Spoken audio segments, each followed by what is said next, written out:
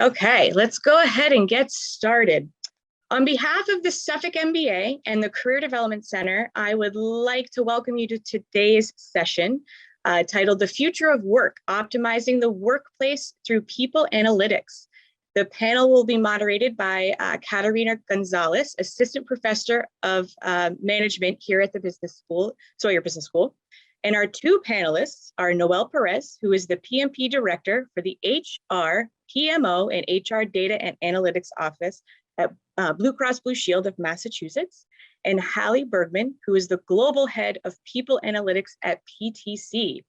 A recording version of this webinar will be available and will be emailed to all registrants next week. So I welcome Catarina to kick us off. Thank you, Sarah, and welcome again, everybody. As Sarah mentioned, my name is Catarina Gonzalez. I'm an assistant professor over in the Management and Entrepreneurship Department, and I'm really excited to introduce this panel and our esteemed panelists. This is centered on people analytics, and we know that managing HR-related data is critical to any organization's success. So we're really focused today on data-driven human resource management and the people insights that can help drive change in organizations. So making sure that data are of high quality and using the right communication channels to disseminate findings are going to really help and motivate decision makers to act. So we're going to touch on that.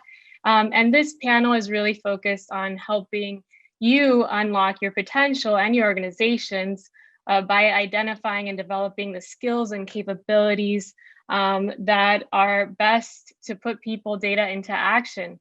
So the panelists are going to be sharing from their own experiences how the field overall has evolved, the value that people analytics have contributed to their own organizations, and where they think the field is going. So we're honored to have with us two esteemed panelists. First, Noel Perez. He has over 15 years of leadership experience. He attributes continuous listening and learning as key to his career mobility and success.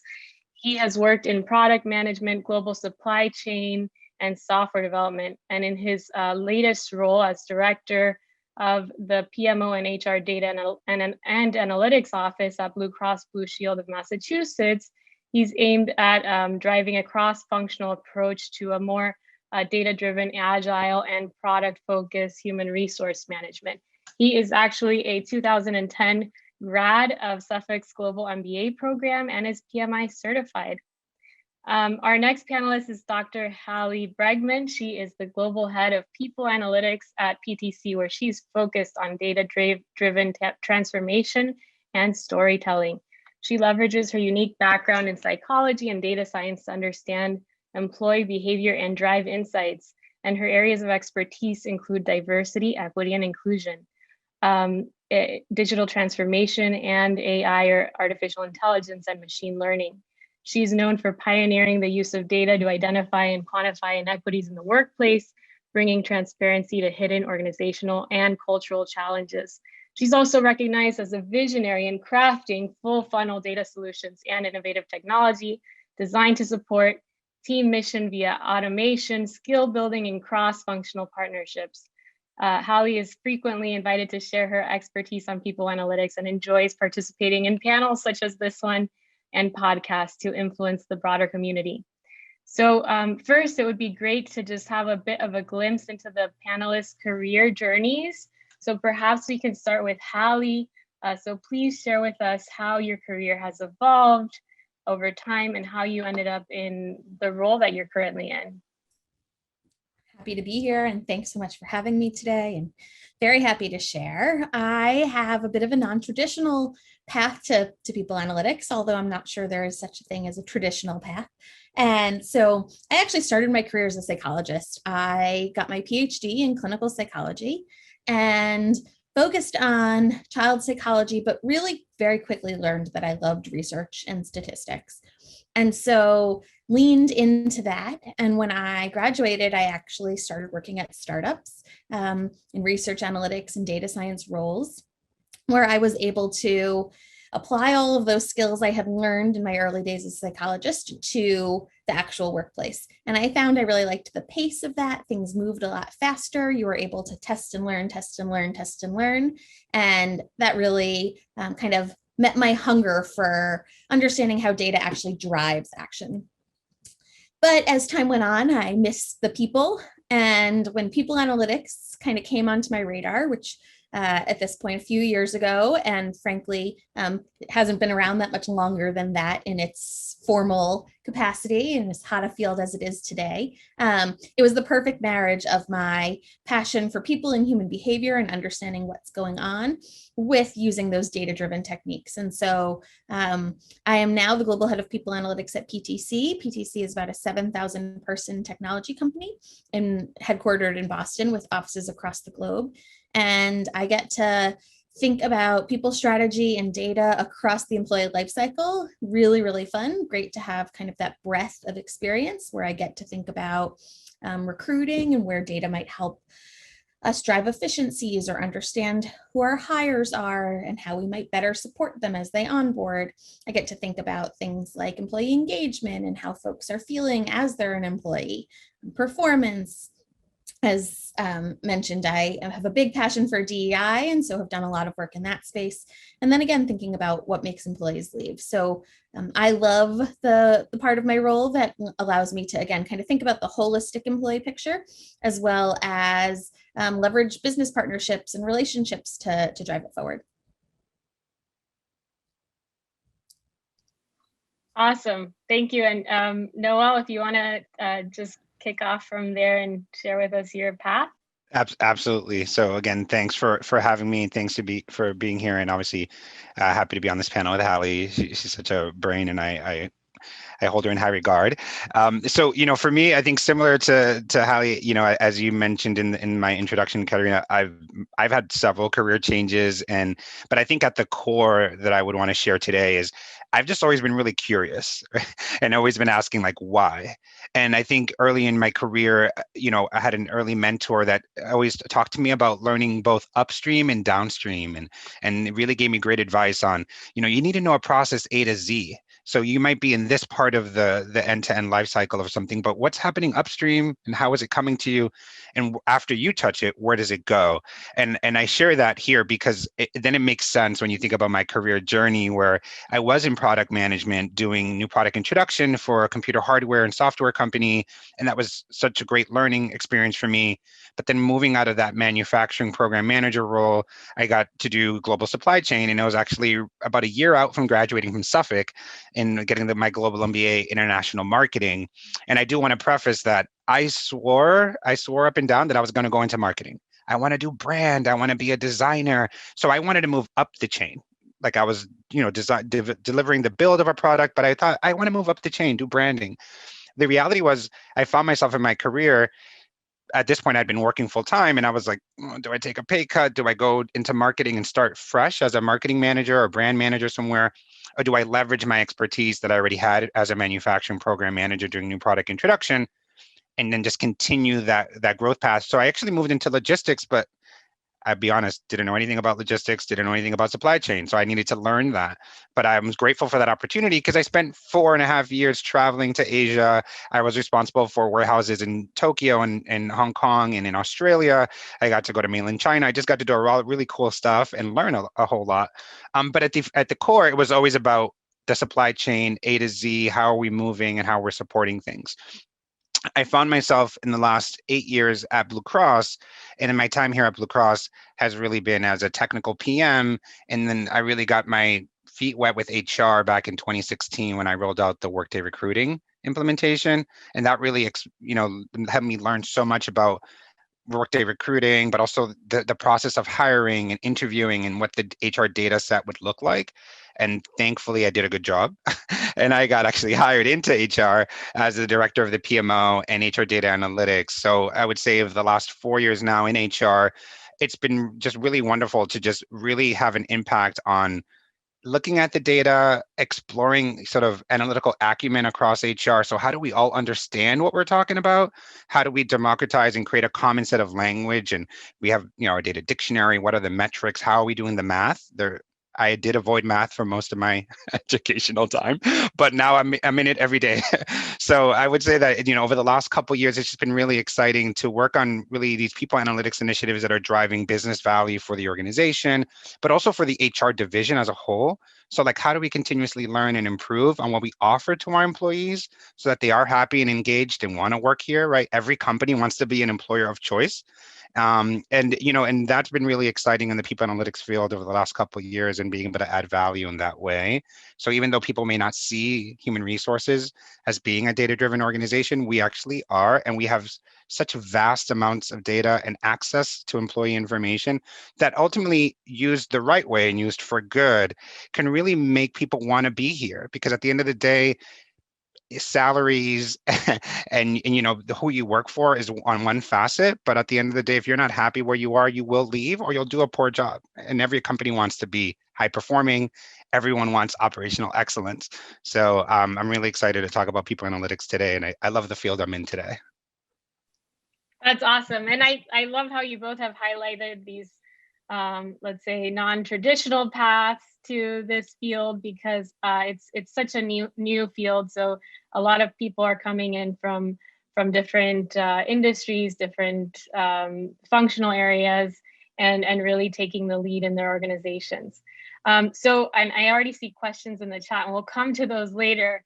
I just want to give the panelists a chance to give some insights on what's taking place in their organization. So from here, maybe Noel, if you could continue to share a little bit about some of the business challenges that your department is helping address. Maybe you can give us an example or a situation from your experience that highlights how your group is adding value using people analytics.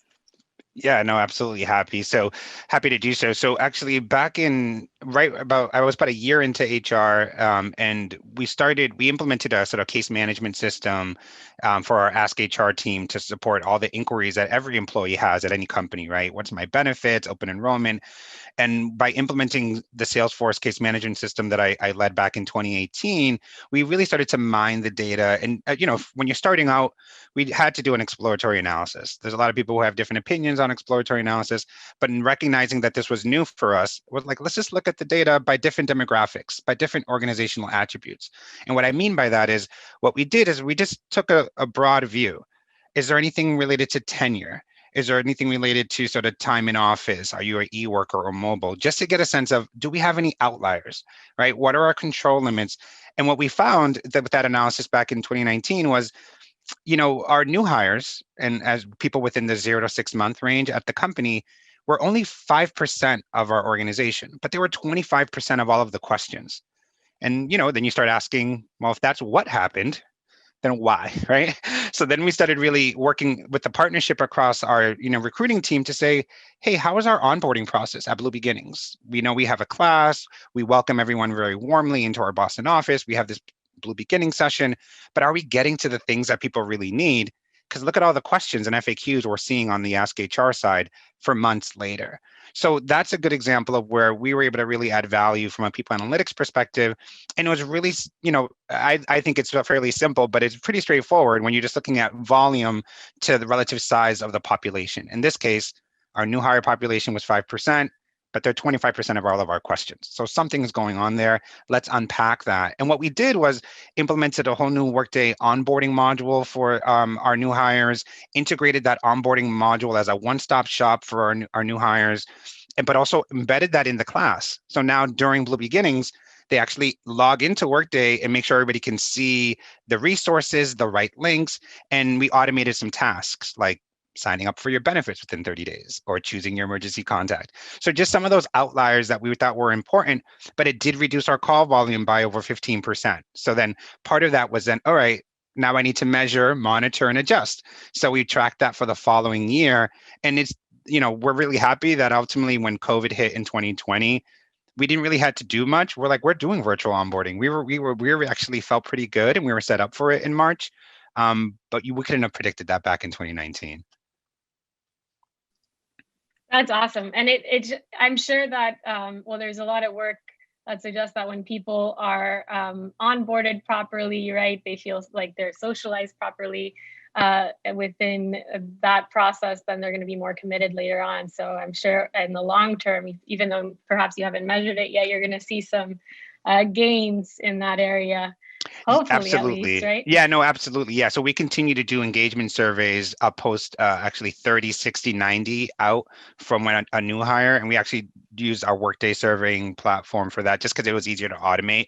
But we did continue to measure satisfaction after we launched that program. We were able to track, actually, I think it was 95, 97% of our new hires had a positive response to the changes we made and their experience. So we did continue to track that afterwards. So I'm glad you mentioned that, Katerina. That's so cool. That's very valid. But to your point too, there's the social science obviously behind you just feeling supported, right? And you feeling like this company investing time in me, and you don't have for lack of a better phrase, buyer's remorse, right?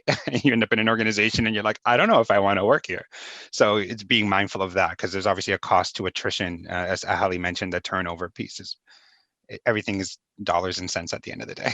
Yeah, and at the end of the day, if they're able to hit the ground running and get logged into their real work activities and do less on the onboarding side, it's going to be better as well for productivity and the bottom line ultimately.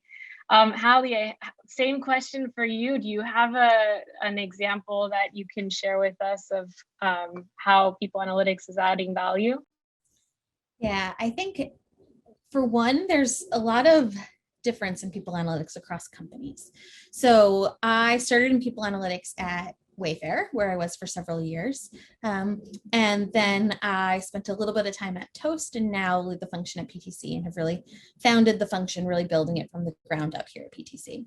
Wayfair was a much more mature organization in terms of their people analytics capabilities, as well as data literacy. So employees were very used to thinking with a data-focused mindset.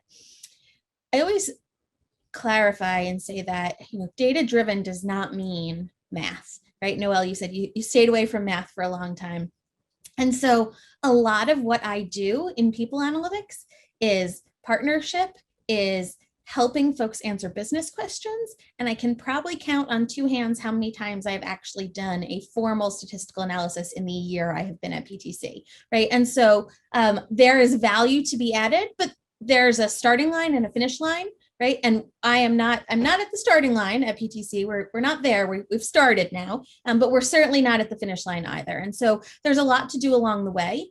At PTC, I saw a tremendous opportunity to democratize data, to get some of these insights into the hands of our stakeholders. When I joined, I had questions about what's my turnover rate, what's our representation, basic reporting metrics, but some of the most critical things you can know in order to be able to act, right? If you don't understand how many folks are leaving and what those things, what's driving them out of the organization, it's really hard to think about how do we retain folks better. So I've actually spent a good part of the last year implementing a platform where we've now enabled the entire organization, every single person in the company, to have self-service at some level, dependent on their seniority and access to part of the organization. And that has really helped, one, receive fewer of these more operational questions. Two, give folks the platform for them to be thinking about this in real time themselves. Apologize, there's an airplane flying by if there's background noise. And also, be a lot more proactively thoughtful. They can say, well, what are the questions I want to ask? What can I actually find myself? And then when do I go to Hallie for something second order? So I think a lot of the value that my team adds is when folks can say, hey, I've noticed this trend that employees are accepting offers and then they're not starting, right? They're no-shows. What do we do? And I can actually start to go in and look and see if there are signals earlier on in the candidate funnel process. I can see if there are like characteristics across all of the folks who are no-shows, et cetera, signals to us that we can look out for as we go forward.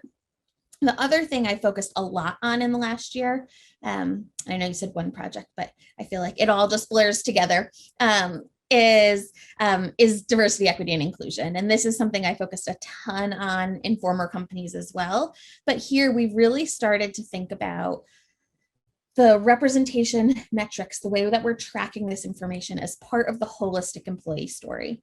And so a lot of folks want I say this a lot, but want a diversity dashboard, a place where they can find metrics. And I think it's the worst idea in the world, because you separate those metrics out and they're now no longer on the same page as engagement and turnover and retention. And so I really focus again on that story, pulling all of those metrics together, having a single place where folks can go and say, hey, what's going on in my organization across the employee lifecycle, across all the same dimensions? Because I, Hallie, yes, I'm a woman, but I am also a people analytics lead, and I am also a mother, and I am also, right, there's a lot of attributes about me. And when you pull them out, I'm so satisfied with this company, et cetera.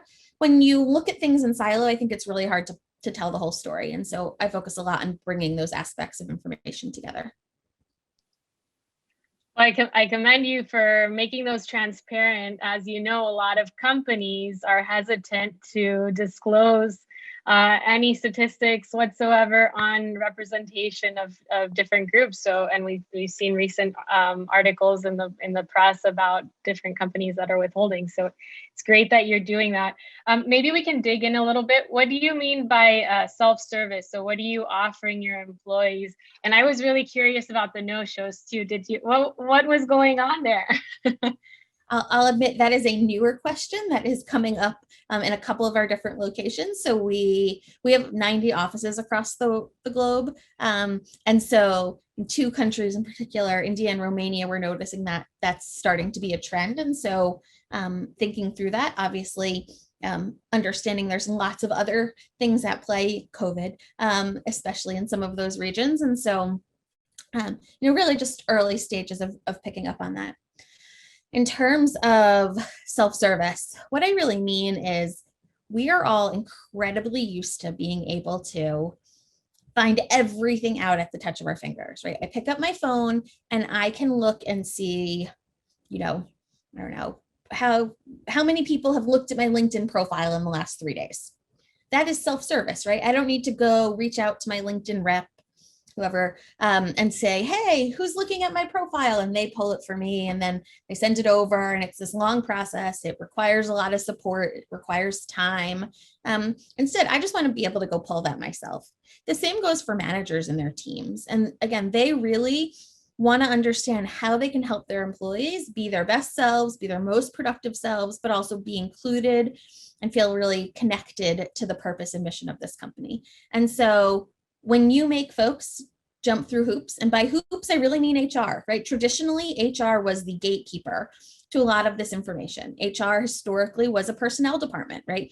You are responsible for the operational paperwork and onboarding, and then providing benefits, and the strategic elements ended there. And so we as HR are really rebuilding, transforming this function at PTC.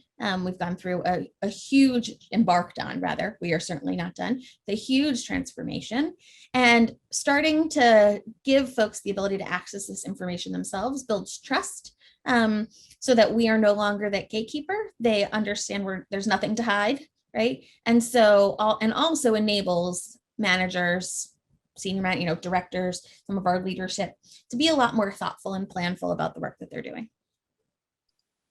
Yeah, I think that's one thing that you've just mentioned there is so important, that strategic alignment with the overall organization. And I think that HR departments are moving from this linear approach to serving the organization to actually adding value in a way that we can increase the revenues and decrease costs by making small adjustments, fine-tuning the way that we manage people. So it is one way that this space is growing. And the other thing that Noelle mentioned earlier, I think it was right after when you were introducing your role, you said that we have to do this the right way, right? And so there is a lot of, now that this is becoming a complex system, we're managing different parts, we've got to keep ethics in mind as we move forward, right? Yeah, no, I think absolutely. And similar to Hallie too, is so much of what we end up doing. And I love that you said that about the math part, because so much of what we do a lot of times is reframing the question. Are we asking the right question? Are you going to even make a decision with the data we're providing, right? Because, there's only so much resource and time to produce. So at the same time, those are all critical things that as, people analytics practitioners and partners across the business, that we want to have that conversation and be comfortable doing that consulting. But to the point about the strategy, to Hallie's point, right, is my turnover really high in one department or with one team?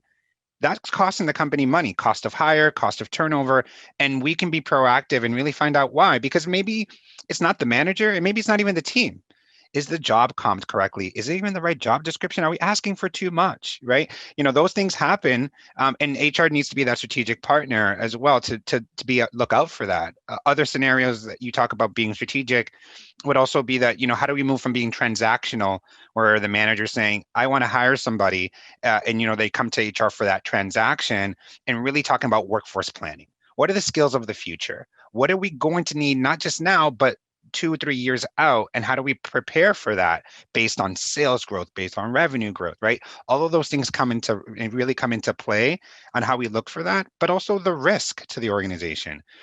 Most people may not know this, but Blue Cross used to have a pension plan, and we no longer have one, but we used to have a pension plan. So we have a lot of retirement eligible folks, and a lot of them are in certain divisions. So when you think about from a risk perspective, we say a lot at Blue Cross, one size fits none. So one of the things is what's happening in this division? Matter of fact, this small team of 20 people, wow, 60% is retirement eligible. What's the strategy? Let's not wait for all of that brain knowledge to leave the organization. Let's plan for that so that we don't have a risk to operations. So those are some of those strategic ways that HR and human resources uses data to influence the business. And it's, again, less transactional for us waiting for like a senior VP to call us. We know that, and we're reaching out proactively. If I may piggyback off of that, I think one of the biggest ways we think differently from transactional to strategic, and that I really focus on, is moving from the single person, Noelle, Hallie, right, to the aggregate, the trend. And so when you talk about that division of 20 people, you did not talk about, person A within that division. You talked about what's going on across that division. And 20 people is fairly small, right? And so you've got to be really thoughtful about ethics and confidentiality. And so when I say we democratize the data, right, we gave a lot of insight and information to the organization in a self-service way, none of that is individually identifiable, right? Because it does not matter how I personally identify or my very specific information. As your manager, you know that, or some of that already, but there's other things you don't need to know. And I think that's really critical in building trust. It's another piece with our engagement platform, with kind of, again, these reporting elements, these automated pieces. We spend a lot of time on the how to use them, but even more time on this is for aggregate trends. We are not going to be disclosing how you identify or your compensation or your performance to a broad audience, right? This is very specifically looking for trends across the organization. Yeah, that's such a nice way to put it. There's so much we can get into, but I really just want to move forward because there are some questions that are related to the next topic that we were going to cover. Somebody has asked, and maybe we can address. We've talked about this a little bit, but maybe you can address this in the next response here. So, do you need to know statistics in order to be successful in this field? Now, I'm sold, right? Based on what you all are saying, this is the field that I think a lot of people are looking to get into. And so maybe you can just describe some of the expectations that hiring managers have around data literacy. What are some of the skills that you or people that are hiring for this area expect job candidates to have? Is someone that wants to, what can somebody that wants to move into the space do to prepare? You can learn. And Noelle and I probably have two very different perspectives here, but me coming from a very technical scientific background, Noelle coming from a more applied, now moving into the mathematical space, I love natural language processing as much as the next person. I think it is so fun to build some of these algorithms, comb through and, find interesting insights, do all kinds of things, complex, take hours, days, weeks, right? Frankly, months to get some of these projects actually from start to end. But 99% of the time, that is way too complicated for what we need. Either we as a business and where the business is at today on the journey, or we as an insight, right? Maybe I can get an insight that is 80% of the way accurate by simply looking at some means, right? Or the distribution of something over, a group by statement is really what I think about. And if I can get 80% of the way there, and then I could use some real complex analytics and get us 95% of the way there, I'm like, how much is that 15% gain worth? Right. And so I actually always say simple is better. And I use Python, right? I use SQL. I've used R in the past. These are certainly tools that some teams are definitely looking for, and others are real happy starting in Excel. I think bare minimum, you've got to have some Excel skills. And then if you've got that, I think the willingness to learn, and there's so many tools out there for folks to keep learning. And I, nearly 20 years into my career, still push myself to learn all the time because we are, constantly evolving. People analytics, again, has really only been around 5, 6, 7 years formally. The demand for people analytics today is hot. There are postings constantly. And so there's certainly no surplus of people who have done people analytics to fill all of these roles, right? These are all going to be people coming in new to this field, either from something technical before or from something less technical. And so kind of putting your heads together and demonstrating that willingness to learn is critical. Totally agree with you, Hallie, and I would echo yes and to everything you said, but also recognizing that I don't have that mathematical background, although I think I was sharing with some of the folks that I plan on going. I'm actually going back to school in August to do a graduate certificate in data analytics, and I started a Python class actually online as part of our we have a learning platform at my company, so it's free. So I want to get there, but to Hallie's point is valid. What's the business sophistication? What's your HR sophistication? So you think about it as a maturity model.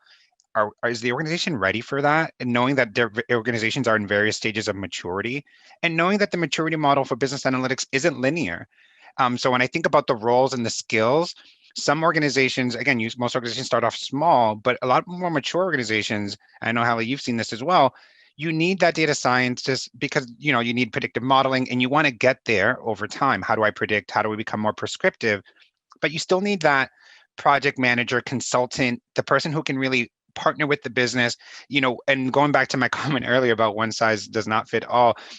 If someone can really do all these things, they're probably not really a data scientist anymore. I think there was a great post recently, Hallie, we saw on LinkedIn, right? Where it's like, if you're really asking your data scientist whose core function and also desire is to script and code, they're probably not the same person who's going to be then presenting to your executive team and sitting in front of your CEO to show the insights, because they probably don't really want to do that in the first place. And if they can, are they really an individual contributor anymore, being a data scientist? Or are they running the department?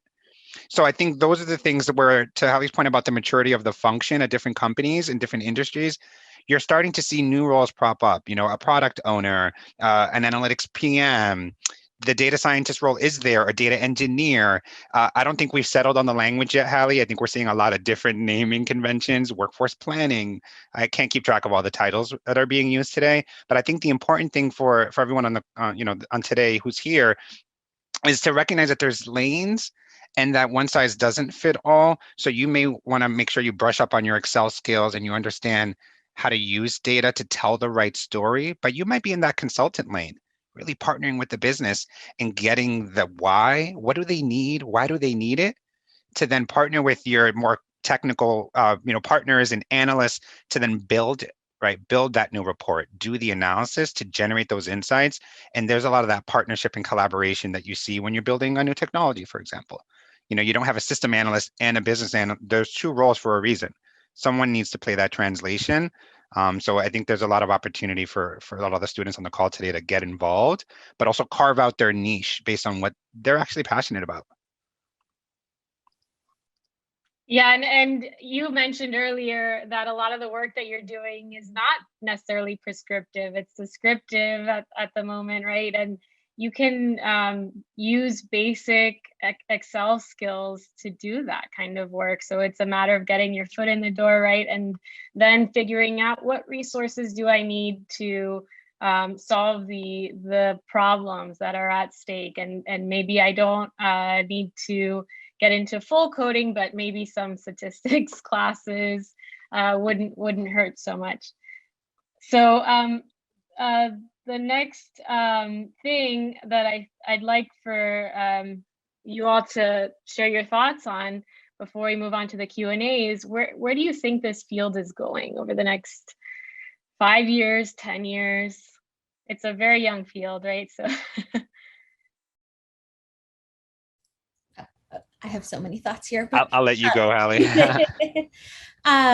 It is only getting more and more elevated. So the growth People Analytics has seen in the last year because of COVID, because of our shift to remote work and the critical role that HR has played in that, it's really become a strategic partner and a no longer nice to have, but starting to be very much a must have within an HR team.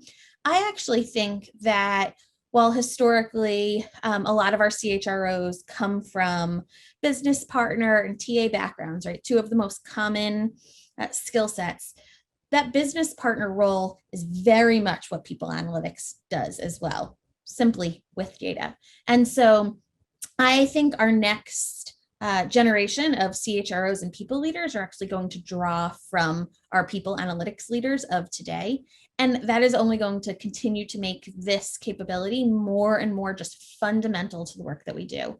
As a field, I think the questions we're going to be able to ask and answer are going to get more and more sophisticated. And with technology, there is a boom in HR technology and in People Analytics technology. And so the technical capabilities will just get better and better, allowing us to collect more and more data, answer more and more questions. But it's going to be right there, at the table with the executives talking about how this is actually helping the company elevate. I think that's so true and so valid. What I think about or I get excited about is obviously technologies like new graph technologies that we have around organizational network analysis and how do you really measure collaboration. And so much of the conversation I know that a lot of us have experienced over the last year with COVID and remote working was the culture and what's happening to the culture. And so much of that needs to be demystified, because is culture really about people in a building? And if you're a multinational global firm, nobody's ever in the same building.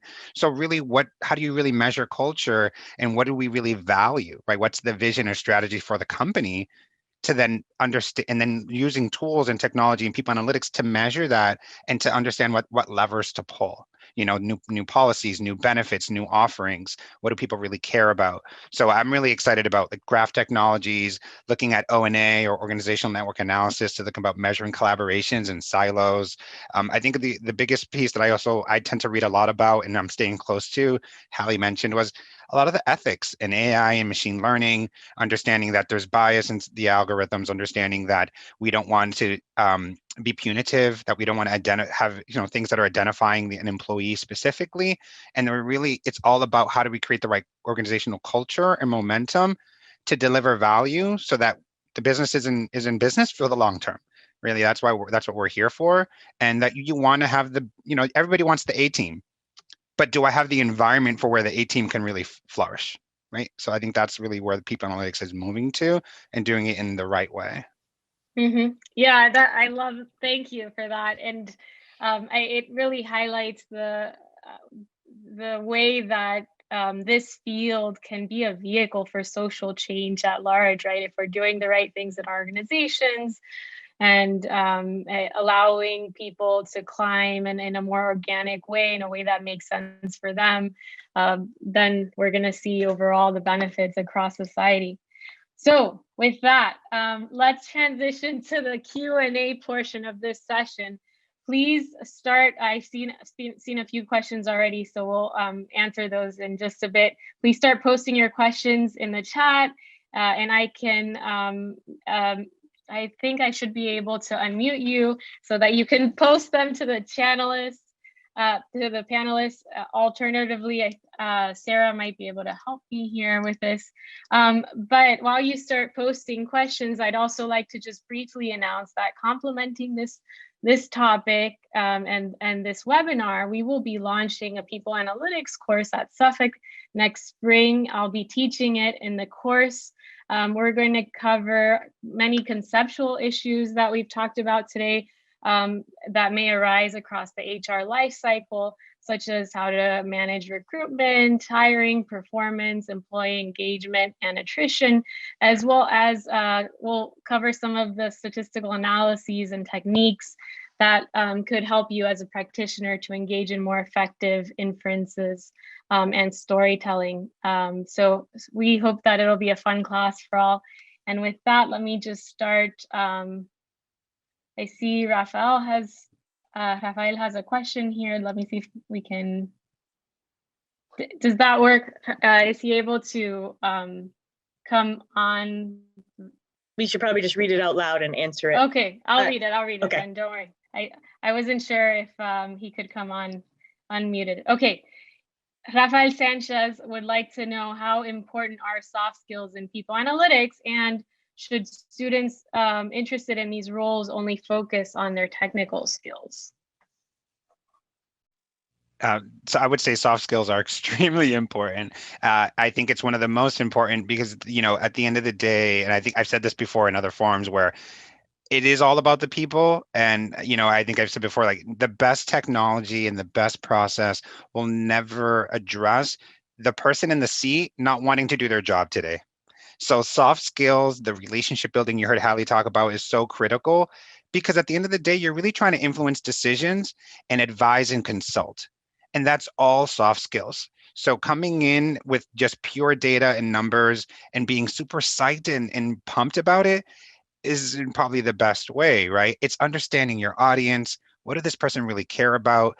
I mean, I be honest, use all of the soft skills I've learned through my years, both professionally and even in school. When I think back to like some of your Myers-Briggs tests, or even, you know, the quadrant, is somebody more analytical? Are they more amiable? Because I know one of my main stakeholders is very analytical. I cannot come into a presentation without a pre-read for that person because they need time to digest to then listen to my presentation. But I also know I don't need that for everyone. So soft skills are paramount to your success because the best coding and the best data insights will not land if you don't know how to deliver the story. I think the most important soft skill is storytelling, right? You ended right on the high note because it is, I very often don't give my stakeholders any numbers once I've done the work for them, right? I might say, okay, I found this insight. Let me tell you a story. And the actual numbers underlying the story are not the most important part, right? It is that ability to communicate with the people who are in my audience. And for technical stakeholders, absolutely, I've got to dot my T's and cross my I's and cross my T's, right? They'll be able to ask me the technical questions and I've got to have answers for them. But for the majority of my stakeholders, the number does not matter. The insight that comes out of it does. It's a great question. Yeah, it's very valid. I can relate to Hallie's point because I've had some folks in my technical audience say like, what's the error margin? And you're like, I don't have it right. I know I did it. Where is it? But you're like, so it's, you know, we've all been caught sometimes. So it's like, I'll get back to you on that. Thank you. And then Nick Lucas also has a question about how this field is applied in different sectors. So he asked about government and nonprofit versus for-profit. I think there's a great example. If you think about nonprofit, there's usually a pretty significant development team as an example, right? Folks who are out there fundraising so that the business can do the work. And folks have different relationships. Some of those relationships are incredibly key to the success of the organization, probably some of the major donors, but also some of the more well-connected, folks who have relationships. using something like organizational network analysis in a situation like that can really help you identify who are your key points of failure, right? If Noelle has all the major relationships and there just wasn't insight into that before, you now know that one, you've probably got to share some of those relationships. So if Noelle, God forbid, leaves, you still keep those relationships within your business. But also you can support Noelle and make sure that he's got the support and make sure your customers and, all of those donors feel supported. I'm giving you, one example here. There are examples everywhere. So this is certainly not an industry specific application. People are the core of every kind of business, government, nonprofit, healthcare, technology, every kind of business. And so understanding your people is critical to keeping the lights on. Yeah, absolutely. I ditto and echo everything Hallie said. It's all about the people and all about the skills you need to do the job you need to do. So if you're in healthcare, insurance, high tech, government, nonprofit, there's still skills required to complete the work, whatever the work is, and using the data to influence that and driving the right story and insights to drive the value as defined by the business. And that's why I mentioned earlier about decision-making criticality. And is this just I'm curious, or do we have a business need and we need to answer a critical question around membership or customer satisfaction? That applies to every area and every function of an organization that needs to sustain over time. So there's a good question here from Kansa Noor. I hope I'm pronouncing it correctly. How do you make sure that data is not individually identifiable for smaller groups? And I'm sure that, well, you work for the organization, so there is a bit of a conflict of interest there with some of the data that you are privy to. So what can you do to put kind of protections in place, even if you're working with data internally like that? I'd happy to share. So there's a couple things we do as a function. Anyone who has access to, because of the nature of the role, right? So there's always the, that call of like, you need to have enough data that you need to do the function of your job. But we also take additional measures, like everyone who has access to HR detailed data signs a NDA and an additional confidentiality agreement, even down to every IT partner. So even a system admin who does the technology support on the back end has a file that we renew every single year from a compliance and policy perspective that just makes sure that there's that contract, right, that says, hey, you're seeing things most people can't see. So we do some of those kind of controls, but also there's sort of thresholds that every company sort of makes where they draw a line in the sand and they're just saying, we're not going to show information for any team smaller than 10. Or any team smaller than 5. So there's different ways where you can put controls in your reporting structure or in your systems where you agree that we're not going to go below a certain threshold because it does become identifiable even when you didn't want to. So there's different pieces like that. And then the last thing I would say that I know I'm very passionate about, we do, and because we're in health insurance and we care about PI and PHI, we actually don't include the details. So to Hallie's point earlier, you see a summary report, there's aggregate trends of turnover percent by different demographics, but the ability to drill in. So you can't actually see that it's employee number A and it's Noelle Perez. So you're just removing that data set from the column. So somebody just sees totals and percent of totals and not actually the detailed report. So you just kind of turn that functionality off, which is, I think, one point we maybe hit on, but we can drive home here.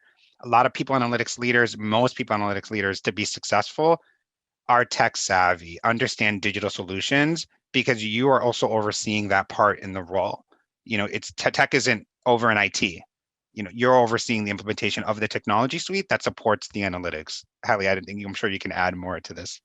Yeah, I mean, so technology does a great job at security. And so there are technology and security experts out there. That is not me, right? That is not Noelle. And so I'm not trying to build my own automated solution where I might introduce risk.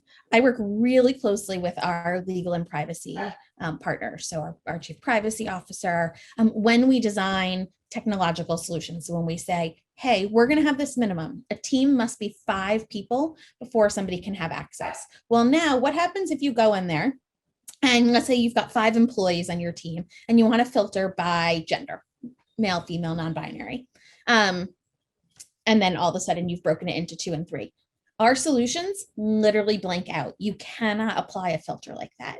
Another interesting example, somebody recently came to me, and it was a leader who had a large organization, and they had 5 direct reports, right? And each of their 5 direct reports had teams. One of those direct reports only had 3 people on their team. And when they logged into their solution, they expected to see the numbers for the other 4 teams. Now, you can look overall, you can look at your 4 teams, you could pretty easily back into what are the numbers for that 3rd team. And so what the solution actually does is only show 3 teams. It was, at random. And so just one of those teams was not available in that particular view, because that way you could not discern of the remaining which were on each of the 2 teams. So there's a lot of ways that technology gets really smart about protecting privacy. And it's our job to understand what the technology can do and to make sure we configure it correctly. But the technology is really good at that stuff. It's actually how I've chosen solutions a lot of my time, is being like, I don't want to build this in-house because my in-house solution is not going to be as secure. And if all the things that we need security around, it is employee information. Awesome.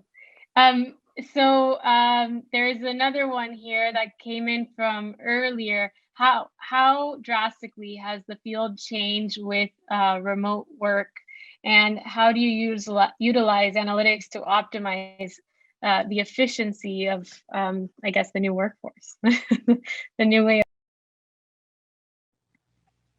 I would say that the field has changed kind of 2 ways. I think the way I think about this question. One, I think Hallie said this earlier, right? From a job security perspective, you have to kind of turn people away. So I think because of COVID and understanding employee satisfaction and engagement is key to retention, and we're all competing for the same skills. Really, the working from home has really allowed competitors that maybe didn't come and play in your space take some of your talent, right? Now we're seeing a lot of organizations post jobs as, yeah, you can be in Menlo Park, you might want to be in Washington State or Oregon, but we'll also take someone remote. So someone like us, Blue Cross in Massachusetts, we pretty much played in the New England area, and we're a hybrid workforce. But now it's I might lose talent to someone in the Silicon Valley company, but now I also have an advantage that now I can post a remote role and I could hire somebody who works in Colorado or Texas. So I think that's when I think about how remote work changed, it's definitely opened the field up from a talent acquisition and hiring and recruiting perspective, but also it's made it more important for organizations to care about their talent. Like, you no longer can just be like, oh, you should just be happy to have a job. I'm like, really? Because I'm turning people away. So I think it's really been a really powerful shift. Hallie, I'd love to also hear your perspective on this. And yeah, I think it's more than anything just accelerated the work that we're doing. And it takes time to set up a real strong people analytics team, right? And function and foundation. You can't just jump into the predictive analytics day one. But it has meant that our surveys are even more critical, right? Asking employees for their voice. I think really there's a few different data types we work with. We've got that active, where folks are offering information to us, passive, where we're listening to collect. This is where oftentimes organizational network analysis comes into play. And then simply objective, what's going on? What are the facts? What was this person assigned in their last performance review, right? I wouldn't call that the most objective process in the world, but the final rating is relatively objective. And so putting that all together to understand, again, the world is open. People can apply anywhere now and work anywhere. And that, again, is a mutual relationship. So we think a lot about the future of work. The other thing that has really shifted in the last year, especially, is the focus on skills. This is the hot topic right now, but it's no longer about hiring for a job, but hiring for skills that can be applied to projects. The internal talent marketplace has become something that is a retention tool, because I, Hallie, may be done with people analytics in 2 years. And I may say, well, let me go back to, or maybe Noel will say, actually, let me go into marketing now that I've done this for a while. And he doesn't necessarily have to leave Blue Cross Blue Shield to do that. And that is really a unique concept that's just, we're tipping the iceberg. Maybe he actually can stay in people analytics and take on a marketing project 25% of his time, 75% of his time. Like, compile all of the different skills and interests you have. This is, we talk about the gig economy. To date, that has been Upwork and Fiverr and all of these sites that you had to go out of the workplace for. What if the internal company is made up of the gig economy? And I think as the industrial workforce has shifted broadly, that's going to come more and more into play. Yeah. And if we can increase our organizational tenure, we're enhancing our collective memory, institutional memory, and we have lower attrition costs. So it's a win-win-win. So I think we're at the end of the time today. It flew by. I know it really did, and we still have questions, but as we wrap up, maybe we can just answer them directly to these folks. Thank you, Hallie and Noelle, so much for being with us today for this panel. It was a fun conversation, and I look forward to connecting with you going forward. And as always, thank you for being part of the Suffolk community, Noelle, and Hallie for joining us today. And you're part of the family now too. So thanks for having us. And I just wanted to mention, Noelle and I co-organized the Boston People Analytics Meetup Group. It's all virtual for the moment. There'll be a session in June. So I welcome you to come learn more. We're always happy to chat.